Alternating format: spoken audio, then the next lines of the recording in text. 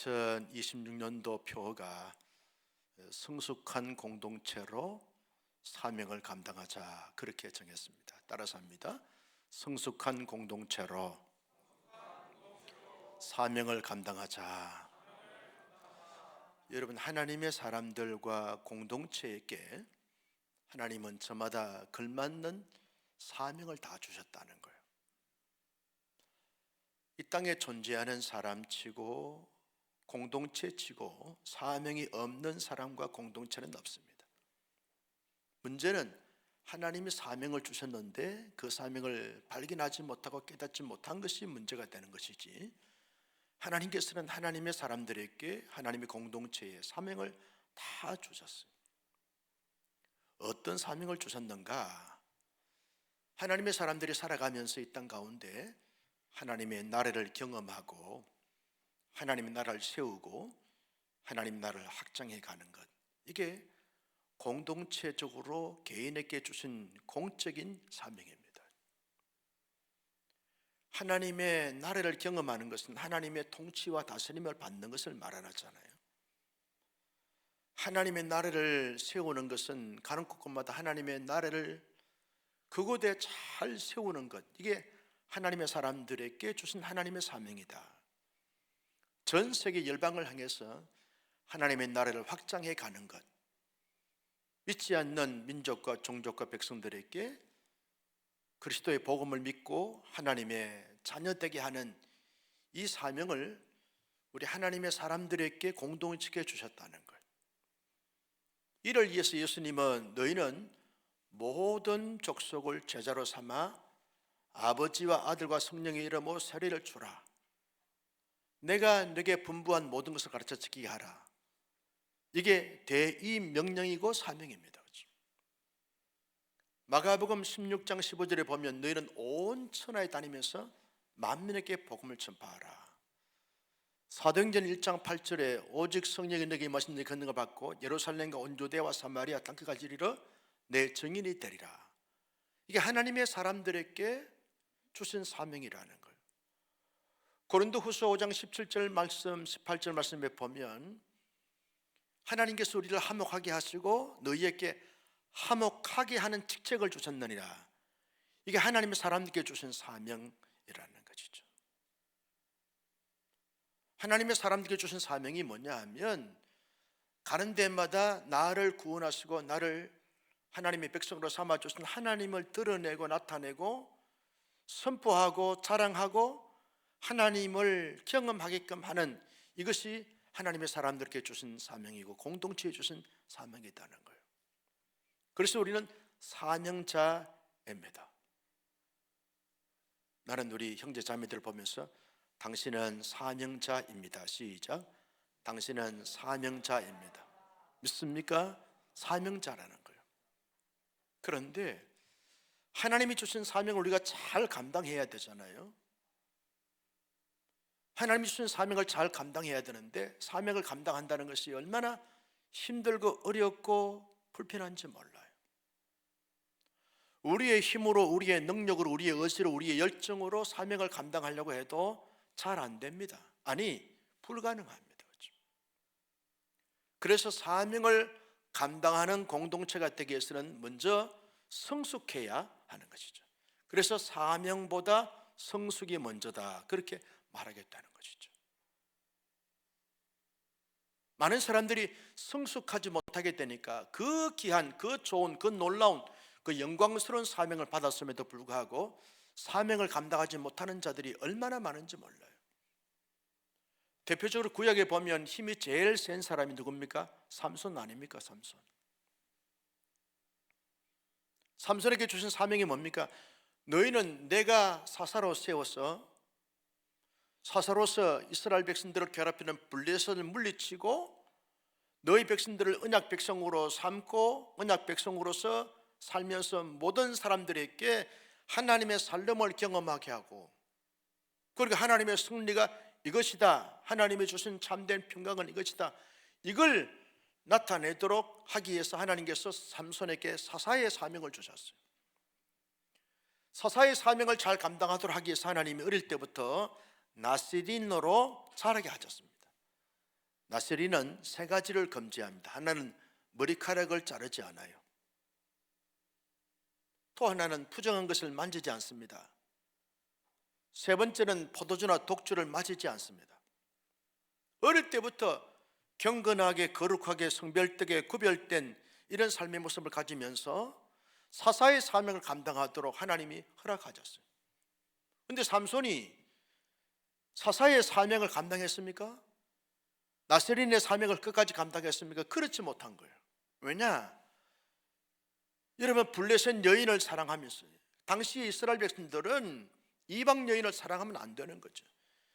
이방 여인을 사랑하는 것이 아니라 자기 언약 백성들과 함께 사랑하고, 그리고 결혼하고 자녀 낳고, 그것이 하나의 상식이고 관례인데, 삼손은 이방 여인 들레를 사랑했어요.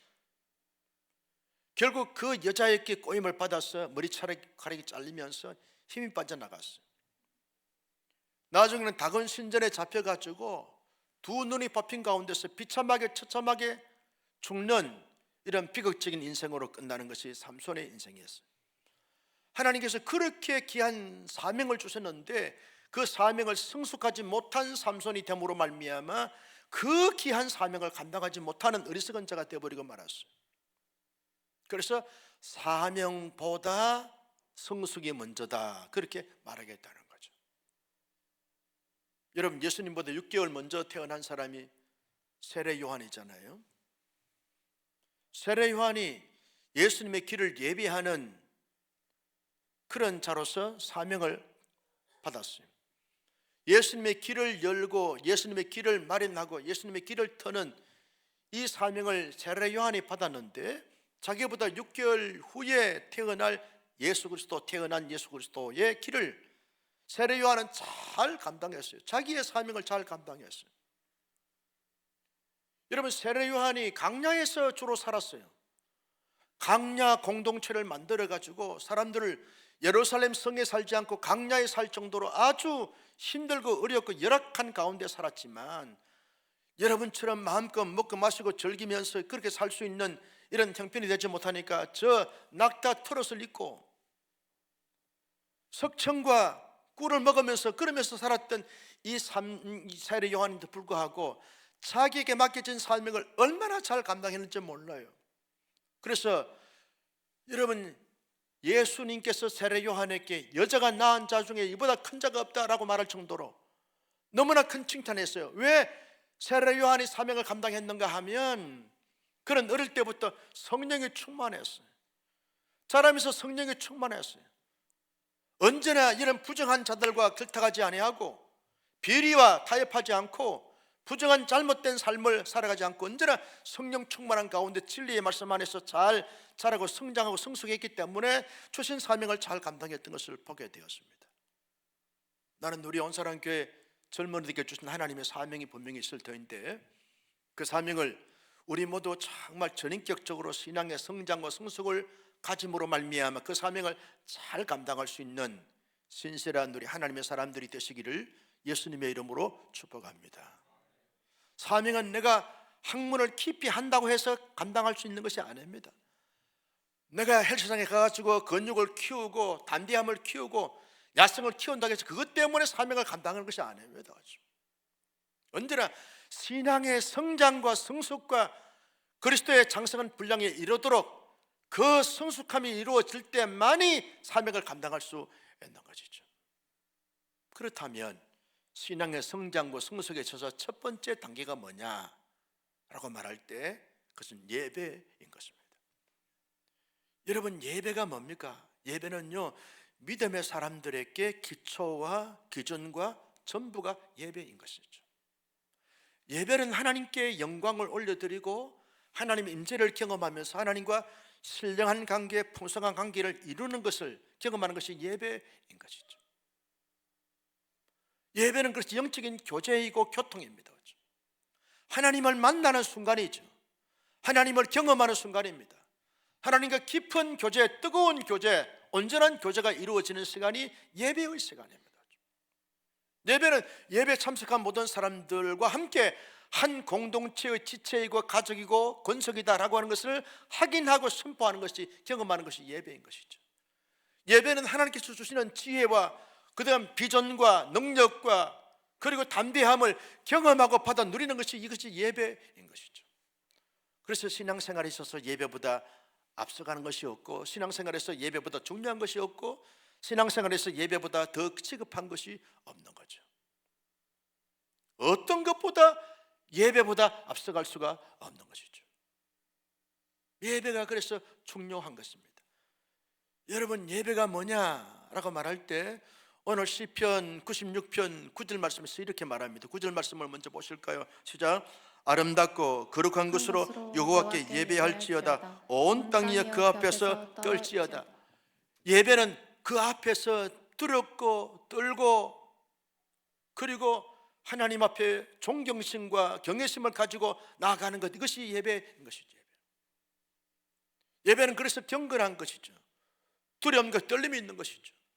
그래서 예배는 거룩한 것이죠. 왜? 거룩하신 하나님의 존전에 나아가서 하나님 되심을 경험하는 것이 예배이기 때문에 예배는 두려움이 있는 것이죠. 예배는 두려움이 있는 것이죠. 이것이 경외라고 하는 단어의 해석 아닙니까? 경외는 그 앞에서 두려워하는 것이죠. 왜? 하나님은 너무나 거룩하시고 너무나 위대하시고 너무나 존영스러워서 그 앞에서 감히 우리의 자존심과 우리의 기들과 성량을 내세울 수 없는 하나님의 거룩하신 그 영광스러움에 압도되어서는 이것이 뭐냐라고 말할 때 예배이다. 하나님의 거룩하신 존전에서 하나님의 거룩함을 경험하는 것이, 이것이 예배입니다. 예배가 뭐냐? 그 앞에 나아가는 거예요.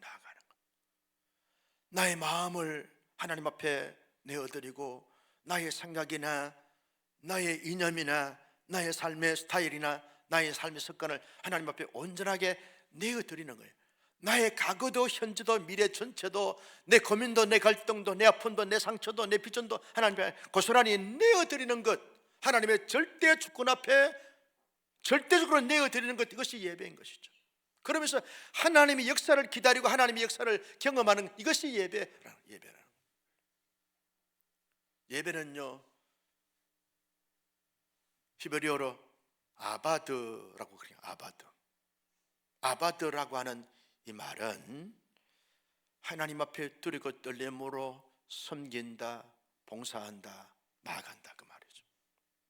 헬라어로 프로스켄네오라고 하는 말인데, 이 말은 하나님을 온전히 경외한다, 높인다, 자랑한다, 서비스한다, 그 말이죠. 영어로 예배가 월십이잖아요. 가장 가치 있는 그것을 드리는 것이 예배라는 것이죠. 가장 가치 있는 마음, 가장 가치 있는 사고, 가장 가치 있는 삶의 모습으로 하나님 앞에 드리는 것이, 이것이 월십이라는 거예요. 나는 여러분, 이제 우리 모두 아무도 살아보지 않은 2026년도 새해 첫 주일을 맞이해서 예배를 드리는데, 여러분 1년 내내 우리가 남은 생에 신앙생활 하는 어간 끊임없이 예배할 터인데, 예배를 들 때마다 이런 예배의 중요성, 예배의 의미, 예배의 내용을 가지고 잘 예배 드릴 수 있는 하나님의 사람들이 다 될 수 있기를 예수님의 이름으로 축복합니다. 신앙생활의 승리는 예배에 성공하는가에 따라 달려있는 것을 보게 되었습니다. 제가 한 번은 저 수안보에 가족들과 함께 이렇게 이제 주일에 가서 예배를 드리는데, 목회 연구 기간에 가족과 함께 수안보에 조그마한 교회 가서 예배를 이제 온 가족이 함께 앉아서 예배를 드렸어요. 대부분 다 할머니 할아버지들이 예배를 드리는 거예요. 목사님이 설교하고 사모님이 반주하고 그렇게 하면서 예배를 인도하는데, 우리 교회에 비하면 그 교회는 시골 초라한 교회, 초췌한 교회, 몇 명이 안 모였어요. 그런데도 그 어르신들이 예배를 드리고 그 목사님과 사모님이 정열을 다하여 예배를 드릴 때, 우리 교회에서 느끼지 못했던 감동과 하나님의 임재를 경험하는 내 생에 잊을 수 없는 예배의 뜨거움과 감격을 경험을 했어요. 예배는 교회가 크고 성도가 많이 모이고 적게 모이고 이것이 문제가 아닙니다. 어떤 마음과 자세와 태도와 정신을 가지고 예배를 드리는가, 이것이 훨씬 더 중요한 것이라는 거예요. 나는 여러분 한 해를 살아가면서, 한 해를 시작하면서 우리 모두가 다 예배를 드릴 때마다 예배에 집중하여 예배다운 예배로 예배 드릴 수 있는 귀한 우리 젊은이들이 되시기를 주님의 이름으로 축복합니다. 그러면 왜 우리가 예배 드려야 됩니까? 예배 드려야 될 이유가 도대체 뭡니까?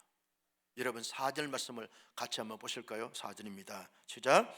여호와는 위대하시니 지극히 찬양할 것이요 모든 신들보다 경외할 것입니다. 여호와는 위대하다, 위대하다. 가장 높으시고 가장 거룩하시고 가장 전능하시고 가장 전지하시고 가장 영원하신 하나님, 그 하나님이 나의 하나님이시기 때문에 낮고 천하고 부족한 연약한 우리들이 반드시 예배를 드려야 된다는 거예요. 예배를. 거룩하시고 지존하시고 영광스러워 가장 높으신 하나님이시기 때문에, 가장 탁월하시고 뛰어나시고 유능하시기 때문에 그분 앞에 예배를 드리는 것이 예배를 드리는 것이죠. 오늘 잠시 유튜브를 식사하고 좀 보는데, 이재명 대통령께서 이제 중국으로 이렇게 순방을 가는데 비서실장과 그리고 모든 정부의 고위 관리들이 서울공항에 배웅을 나오는 거예요. 대통령과 대통령 부인은 당당한데 다 나름대로 우리나라의 대표적인 정치인들이 다 그 앞에서 경외심을 갖고 배웅을 하는 것을 보게 됐어요. 사람에게도 그렇게 하는데 가장 높으신 하나님, 가장 지구하신 하나님, 가장 지대하신 하나님, 그 하나님 앞에 하나님의 사람들이 예배하는 것은 지극히 당연한 것이다. 높으신 하나님이고 위대하신 하나님이시기 때문에 하나님을 예배하라는 거죠. 5절 말씀 다 같이 봅니다. 5절입니다. 시작. 만국의 모든 신들은 우상들이지만 여호와께서는 하늘을 지으셨습니다. 하늘을 지었다라고 하는 이 말씀은 대표성 원리에 의한 말씀이라는 거예요. 여러분, 하나님은 천지 만물을 창조하셨어요. 천지 만물을 창조하신 창조자가 피조되어진 하나님의 창조자에 의하여 피조된 존재들은 반드시 창조하신 하나님을 기억하고 그 하나님을 예배하는 것이 당연하다는 거예요. 여러분, 창세기 1장부터 매일 성경 가지고 큐티하시는 우리 청년들은 묵상하게 되잖아요.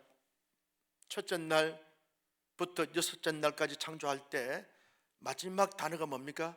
보시기에 좋았더라. 하나님께서 선하게 창조하셔서 하나님의 선하신 하나님의 만족, 충족, 자족이 됐다는 거예요. 보시기에 참 좋았더라. 마지막 여섯째 날 여러분 인간을 창조하시고 난 다음에 보시기에 심히 반응을 해 주셔야 돼. 심히 좋았더라. Very good nice라는 거예요. 하나님이 대만족했다, 대충족했다는 거예요. 하나님께서 천지 만물을 창조하시고 인간을 하나님의 형상을 따라 하나님의 모양대로 창조하시고, 여러분 우리가 돼지의 형상을 따라 돼지의 모양대로 창조해 봤어요. 어떻게 되겠어요? 맨날 꿀꿀하면서 살겠지. 근데 하나님과 전인격적으로 교제하고 교통할 수 있는 하나님의 형상을 따라 하나님의 모양대로 지음받은 하나님의 사람들이, 나를 당신께서 형상을 따라 당신의 모양대로 지으신 그 나를 지으신 창조자, 나를 지으신 주인 되신 그 하나님을 예배하는 것은 지극히 당연하다는 거예요. 여러분들은 하나님의 위대한 걸작이에요. 아멘 안 할 거죠? 여러분들 하나님의 위대한 걸작이야. 아멘을 더 나올 때까지 할 거예요. 여러분들 하나님의 위대한 걸작이야.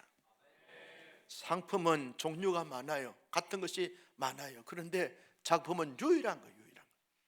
80억 인구 가운데 여러분과 똑같은 존재는 아무도 없어요. 여러분은 독보적이고 유일한 존재예요. 하나님이 그렇게 만드셨어.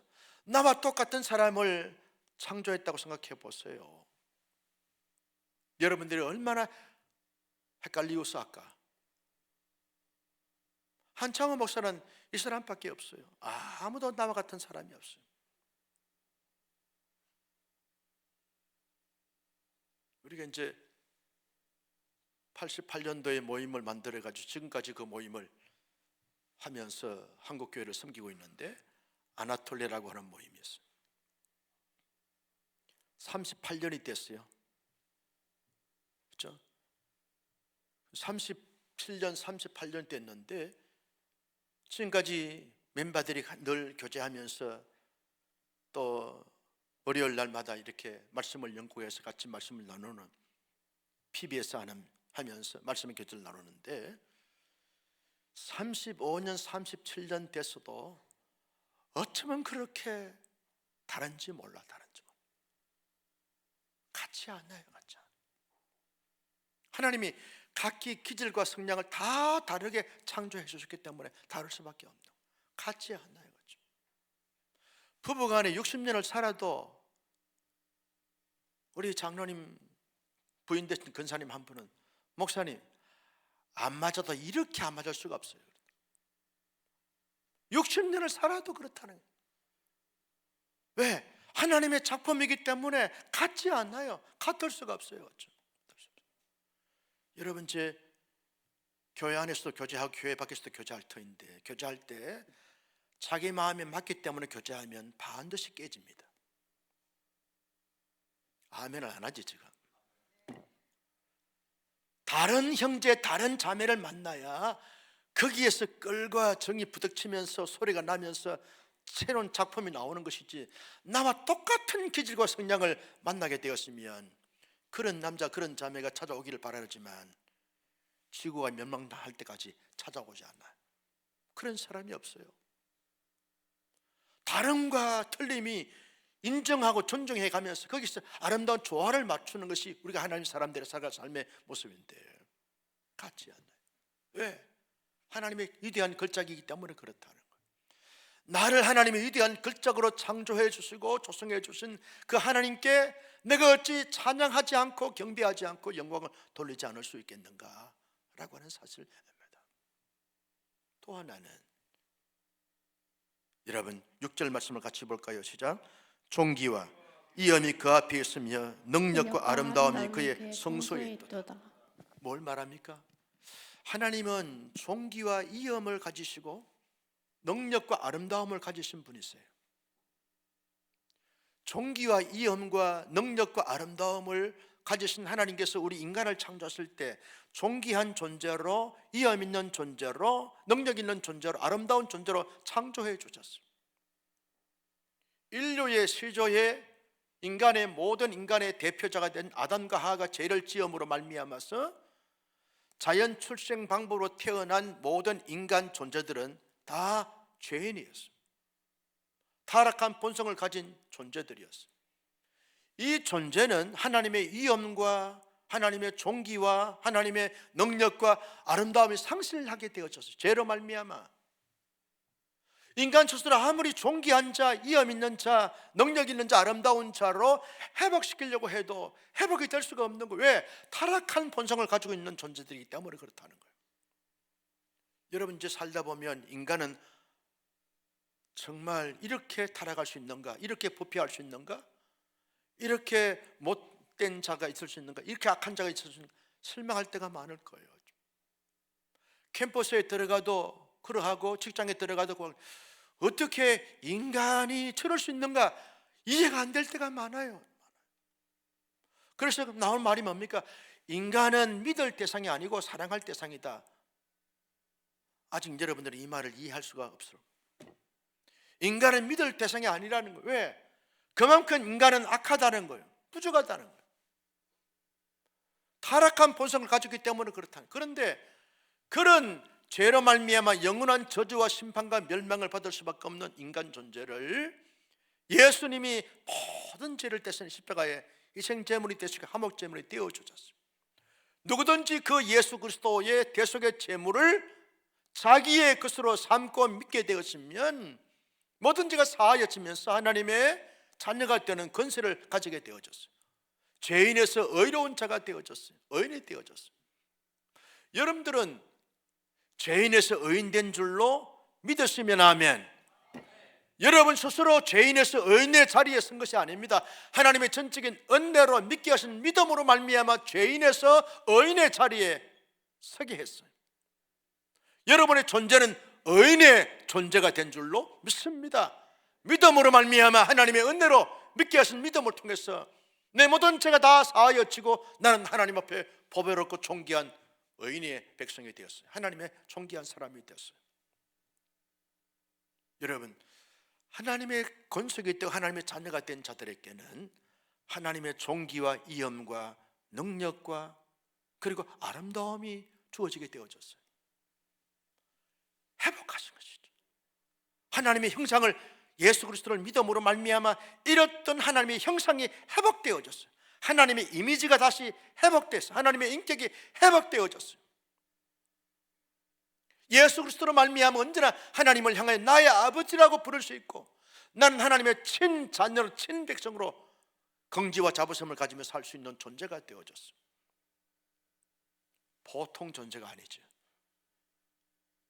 그런 존재로 존재된 우리는 하나님의 이엄과 존귀와 능력과 아름다움을 가진 자가 되어졌어요. 존귀와 이엄과 능력과 아름다움을 가지신 하나님과 유무상통할 수 있는 관계가 되어진 이 놀라운 구속의 은총 앞에 우리가 어찌 나를 구속해 주신 그런 존재로 회복시켜 주신 하나님 앞에 어찌 찬양과 경배와 영광을 드리지 아니할 수 있겠느냐라고 하는 거죠. 이런 이유들 때문에, 이런 근거 때문에 하나님 앞에 우리는 하나님의 사람으로서 영원히 찬송하면서 경배하면서 영광 돌리고 예배하는 우리 모두가 되어져야 할 줄로 믿으시면 아멘. 그러면 어떻게 예배를 드려야 되는가? 여러분, 새해 첫 주부터 어떤 마음과 자세와 태도로 예배를 드려야 되는가? 7절 말씀을 먼저 봅니다. 7절입니다. 다 같이요, 시작. 만국의 족속들아 영광과 권능을 여호와께 돌릴지어다. 여호와께 돌릴지어다. 여러분, 한 구절에 여호와께 돌릴지어다라고 두 번이나 반복한 것은 히브리어 어법상 매우 강조하고 있는 강조점을 지금 시사하고 있는 것입니다. 여호와께 돌리고 돌릴지어다라고 하는 것은 여호와만을 예배의 대상으로 삼고 영광을 돌려야 된다, 그 말이죠. 사람이 예배의 대상이 아닙니다. 청중이 예배의 대상이 아닙니다. 인간이 만들어 놓은 어떤 제도가 예배의 대상이 아닙니다. 예배의 대상은 오직 하나님 한 분밖에 없는 것이죠. 나를 창조하시고 위대하시고 나를 존귀와 이엄과 능력과 아름다움을 회복해 주신 그 하나님만이 진정한 나의 예배의 대상이 되어지는 것이죠. 내가 여러분 찬양을 하든지 대표기도 하든지 내가 말씀을 전하든지 내가 예배의 어떤 부분에서 섬기든지 상관없이 오직 우리의 예배의 대상은, 우리의 경배의 대상은 여호와 하나님밖에 없는 줄로 믿습니다. 이 대상을 분명히 해야만 그 예배가 하나님이 받을 수 있는 예배가 될 수 있다는 거죠. 우리가 때때로 찬양을 인도하다 보면 청중의 반응에 따라서 찬양이 잘 되기도 하고 찬양이 힘들기도 하고, 그것을 우리 찬양 인도자들은 경험하잖아. 그지? 안 그지? 그죠? 청중들이 막 함께 인도하는데 따라오다 보면 막 자기도 모르게 준비하지 않은 찬양이 막 나오면서 굉장한 찬양의 열광과 감동 속에 들어가. 그런데 청중들이 가만히 싹 해가지고 앉아있으면 찬양하는데 힘들지. 그런데 진정한 예배는 청중이 아니라 하나님이라는 거예요. 하나님만을 향하여 예배하는 예배자가 되어져야 하는 거죠. 하나님만을 예배의 대상으로 삼아라. 여호와께 영광을 돌리고 돌릴지어다. 하나님만을 집중하라는 거예요. 하나님만을 집중해야 되는데 자꾸 사람들에게 집중할 때가 많다는 거예요. 집회를 나가다 보면 여러분 청중들이 설교하는 목사를 집중하게 되었으면 목사도 굉장한 영적인 파워가 나가는 것을 보게 되었습니다. 하나님께 집중하면 하나님이 어떤 말씀하는 것을 잘 귀담아 듣고 청중에게 바로 선포하면 되어지는데 청중을 자꾸 의식하게 되어지는 것이 예배는 그렇게 아닙니다. 예배를 인도하든 예배에 참석하는 성도든 간에 온전히 우리의 찬양과 경배를 받으시기 합당하신 그 하나님께만 집중하면서 하나님만을 향하여 찬양하고 하나님만을 향하여 예배하는 예배자가 되어져야 한다는 것을 말씀해 주고 있는 거죠. 돌리고 돌릴지어다라고 하는 이 말의 그 의미가 뭐냐 하면 하나님을 의식하고 하나님으로 충만한 가운데서 예배하는 예배자가 되어져야 한다. 형식적인 절차적인 의례 예배해야 되게 예배하는 것이 아니라 온전히 하나님만을 예배의 대상으로 하나님께 집중하면서 하나님을 의식하고 하나님의 충만한 가운데서 예배하는 예배자가 될 것을 말씀해 주고 있는 것을 보게 되었습니다. 그런 의미를 담고 다시 한번 우리 7절 말씀을 읽습니다. 시작. 만국의 족속들아 영광과 권능을 여호와께 돌릴지어다. 여호와께 돌릴지어다. 나는 여러분 2026년도 한 해 열면서 우리 주일 오후 2시에 예배 드리는 이 예배 시간이 여러분 딱 졸리기 좋고 그리고 나긋하고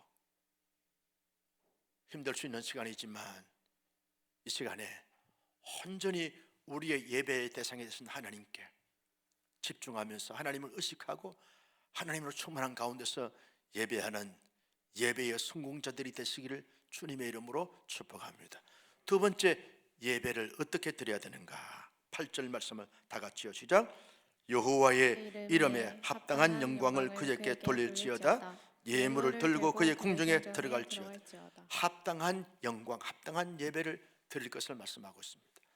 나에게 합당한 예배가 아닌, 사람들에게 합당한 예배가 아닌 온전히 예배를 받으신 하나님께 합당한 예배를 드릴 것을 말씀해 주고 있습니다. 여러분 창세기 4장에 보면 두 사람의 예배가 나옵니다. 하나는 가인의 예배이고 하나는 아벨의 예배입니다.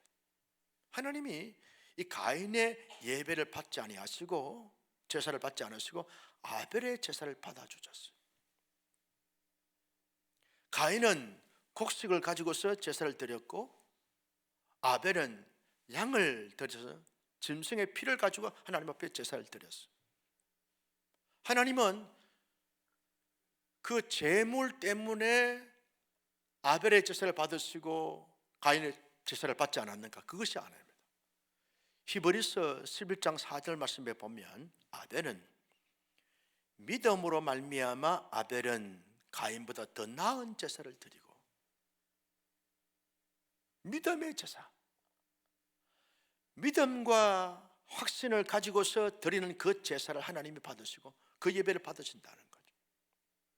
제물의 그 내용이 중요한 것이 아닙니다. 얼마나 하나님의 존재, 하나님의 역사, 하나님의 일하신 하나님의 그 축복하신 그 사실을 믿고 있는 믿음을 갖고 있는가. 믿는 믿음이 중요하다는 겁니다. 믿음을 가지고서 찬양하고 믿음을 가지고서 기도하고 믿음을 가지고서 세례를 인도하고 믿음을 가지고서 교회를 봉사하고 섬기는 것이 이것이 하나님이 받으신 합당한 예배라는 거죠. 믿음 없는 가운데서 아무리 화려한 예배의 내용을 가지고 예배를 한다 할지 하나님이 그 예배를 가인의 예배처럼 여긴다는 거예요. 정말 우리 속에 얼마나 믿음이 있는가 다시 한번 재점검하면서 신실한 믿음과 진실된 믿음과 온전한 믿음을 가지고 예배하는 예배자가 되기를 주님의 이름으로 축복합니다. 두 번째 합당한 예배가 어떤 예배냐라고 말할 때 여러분 우리가 신령과 진정으로 예배 드리는 것을 말하고 있습니다. 하나님이 받으신 예배는 신령과 진정으로 온전히 하나님께만 경배하고 영광 돌리는 그 예배의 자세와 태도를 가지고 드릴 때 하나님이 그 예배를 받으신다는 거예요. 예수님께서 사마리아 성에 들어갔더니 사마리아 사람들이 많이 눌리는 거예요. 위축돼요. 불안해. 너희들 왜 이렇게 불안하고 자꾸 눌리냐? 자유함을 가져야 되는데. 예수님, 우리가 안 눌리게 생겼습니까? 예루살렘에 사는 사람들이 예루살렘 성전에서 예배를 드리고 제사를 드리는데 하나님이 예루살렘 성전에서 드리는 제사를 받지 않겠습니까?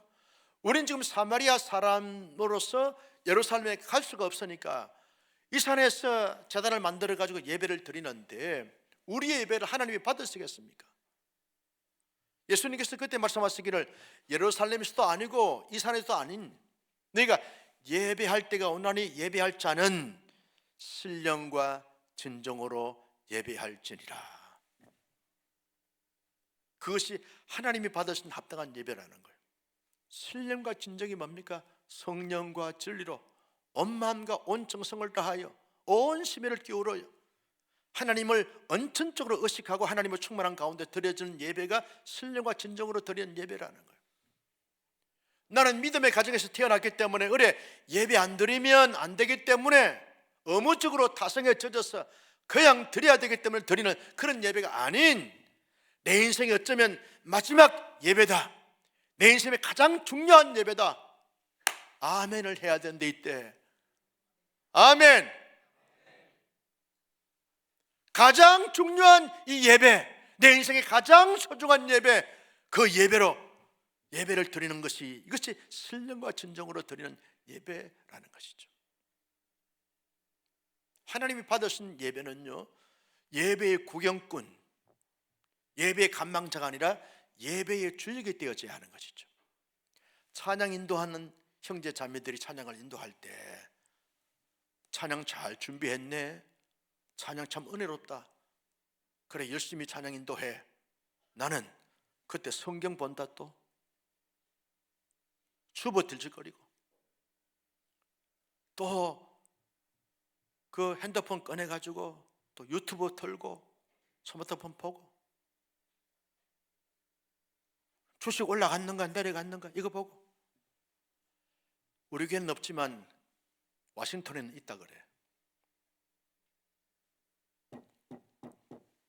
찬양할 때는 찬양에 내 마음과 내 영혼을 담아서 함께 찬양팀과 함께 찬양을 드려야 되고, 기도할 때는 그 장로님의 지사님의 우리 형제 자매들의 기도에 그 내용에 나의 마음을 거기에 담아서 하나님께 올려드려야 되는 거죠. 말씀을 증거할 때는 그 말씀에 집중하면서 그 말씀 속에 하나님이 내게 지금 현재 저 메신저를 통해서 메시지가 어떻게 교훈하고 있는가, 나에게 도전하고 있는가를 귀담아 들으면서 반응하기 위해서 말씀을 들어야, 말씀에 집중해야 하는 것이죠. 예배 강구 시간에는 강구 시간이니까 여러분 예배의 요소 가운데 교제가 얼마나 중요한지 몰라요. 그 시간에는 함께 집중하면서 함께 동참하는 것이 이것이 예배라는 거예요. 그렇죠? 예배는 구경꾼이 아니라 예배를 보러 온 것이 아니라 예배에 참여하고 예배의 주역이 되는 것이죠. 나는 여러분 2026년도 한 해 동안 예배를 드릴 때마다 어떤 예배의 순서든지 간에 그 예배의 순서에 내가 참여하고 내가 주역이 되어지고 내가 하는 것처럼 그렇게 예배를 잘 드림으로 말미암아 하나님께서 합당하게 이기시는 예배를 드릴 수 있기를 주님의 이름으로 축복합니다. 한 번 더 8절 말씀을 읽습니다. 시작. 여호와의 이름에 합당한 영광을 그에게 돌릴지어다. 예물을 들고 그의 궁정에 들어갈지니라. 여러분 반드시 예배는 예물을 들고 들어가야 되는 것이죠. 준비된 예물을 들고 들어가야 하는 것이죠. 구약의 레위기 1장 2장 말씀에 보면 5대 제사가 나와요. 번제와 화목제와 소제와 속건제와 소제. 화목제, 번제, 소제, 속건제, 속세제, 이 5가지 제사가 나오는데 이 제사를 드릴 때 반드시 무엇이 동반되는가 하면 제물이 좀 동반되는 거예요. 제물이 없는 제사를 하나님이 받지 않으세요. 그래서 가인도 아벨도 제물을 준비해서 제물로 제사를 드렸어요. 마치 그 제물은 우리가 오늘날 드리고 있는 이 헌금이라는 거지. 예배를 드릴 때 헌금을 잘 준비해야 돼. 정성껏 준비를 해야 되는 거지.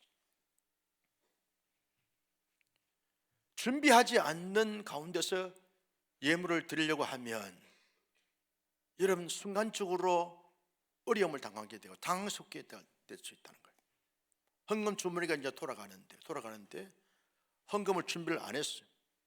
지갑에서 꺼내가지고 보니까 5만 원짜리가 나와. 놀렐루야! 왜 이것이 나왔어? 만 원짜리 나오면 할렐루야. 천 원짜리 하면 더 따따블 할렐루야. 그러면서 드리게 되었으면 하나님은 거지가 아니에요. 그런 예물 하나님이 받지 않았습니다. 그런 식으로 예배 드리지 말라는 거예요. 목사님이 어릴 때 우리 집 마당에 교회가 있었는데 어머님이 신실한 믿음의 어머님이세요.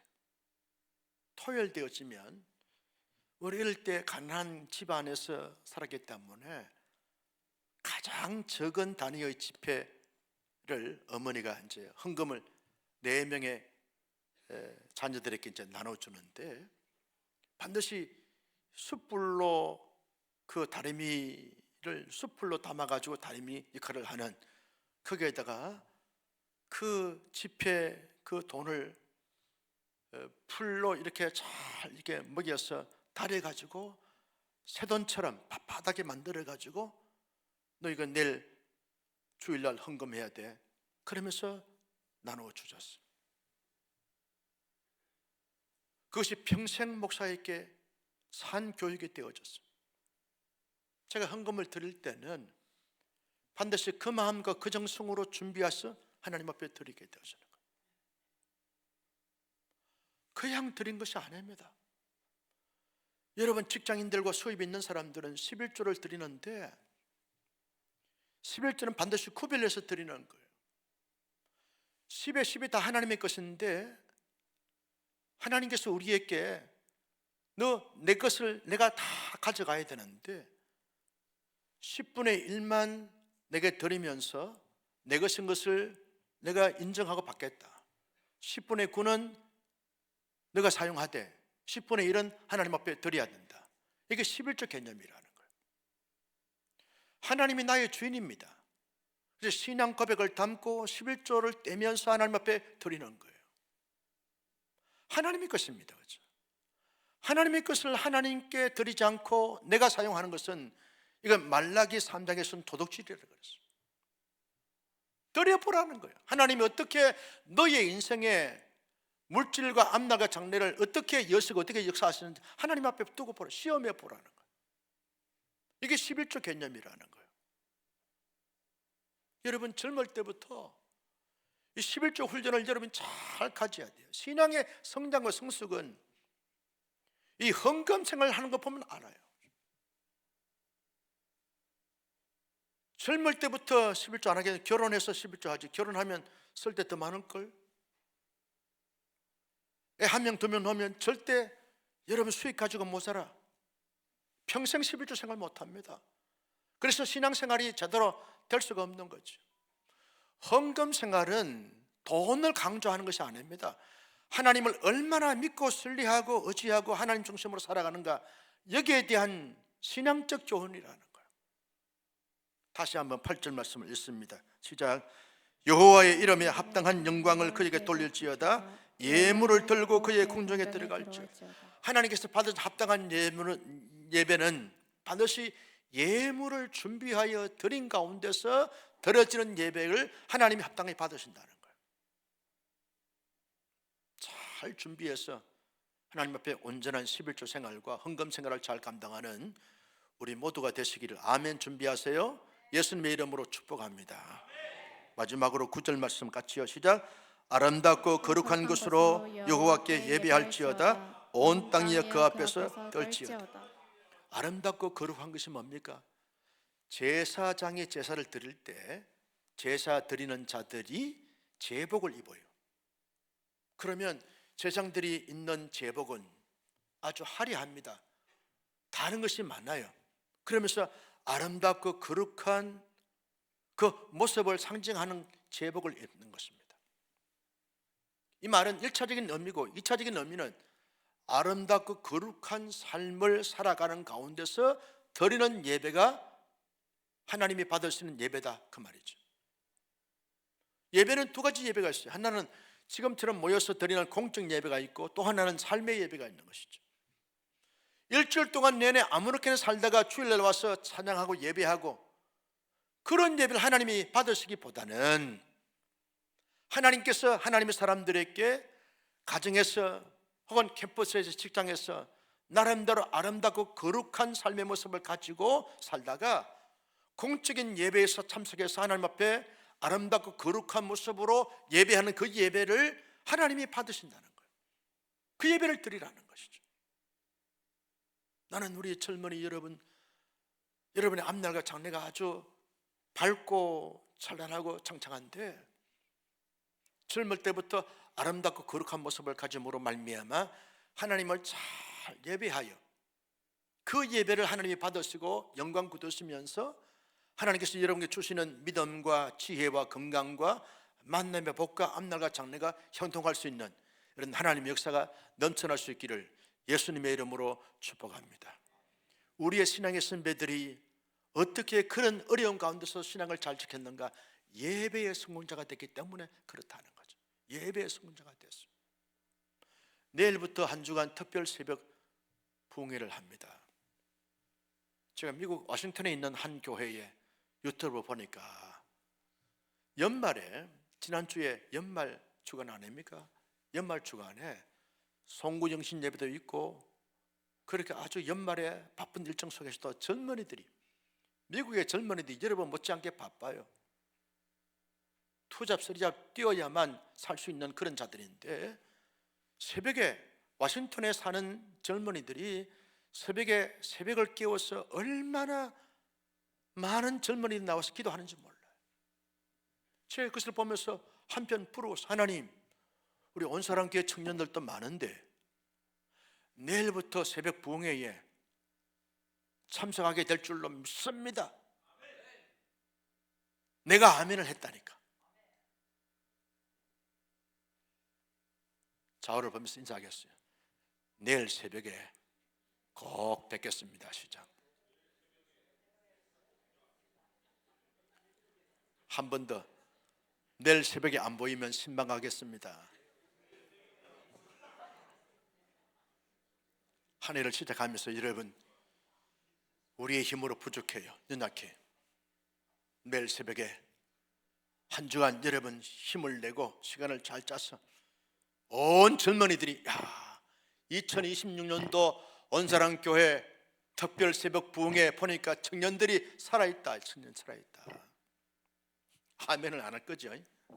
청년들이 살아있다. 청년들이 기도하는 교회다.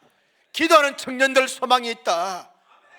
이런 말을 들을 수 있는 기도의 용사들이 되어져서 은혜 받고 성령 충만해서 1년 내내 예배에 성공하는 우리 모두가 될 수 있기를 예수님의 이름으로 축복합니다.